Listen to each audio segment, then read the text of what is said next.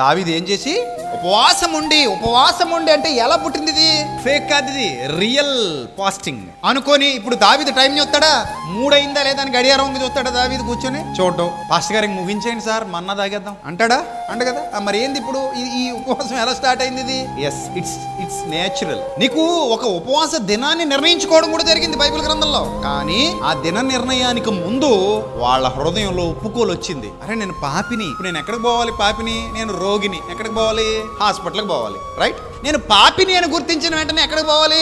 దేవుని సన్నిధికి పోవాలి. అది అలా పుట్టింది ఉపవాసం. రోగాలు వస్తూనే ఉంటాయి, పాపం నీ జీవితంలో అప్పుడప్పుడు జరుగుతూనే ఉంటది. మనం ఏం పరలోకం నుంచి వచ్చిన వాళ్ళం కాదు, మనం సాదాసీదా మనుషులం కాబట్టి మన జీవితంలో ఎప్పుడైనా ఒకవేళ పొరపాటు జరిగితే జరగవచ్చు. దావీదు అంతటి మనిషి జీవితంలోనే ఏం జరిగింది? తప్పు జరిగింది. మనం ఏం దేవుళ్ళం కాదు, మానవ మాతృలం కనుక మనిషి పొరపాటు జరగకుండా చూసుకోవాలి. దానికి వాక్యం కావాలి. ఒకవేళ పొరపాటు జరిగిందా, వెంటనే ఏం చేయాలి?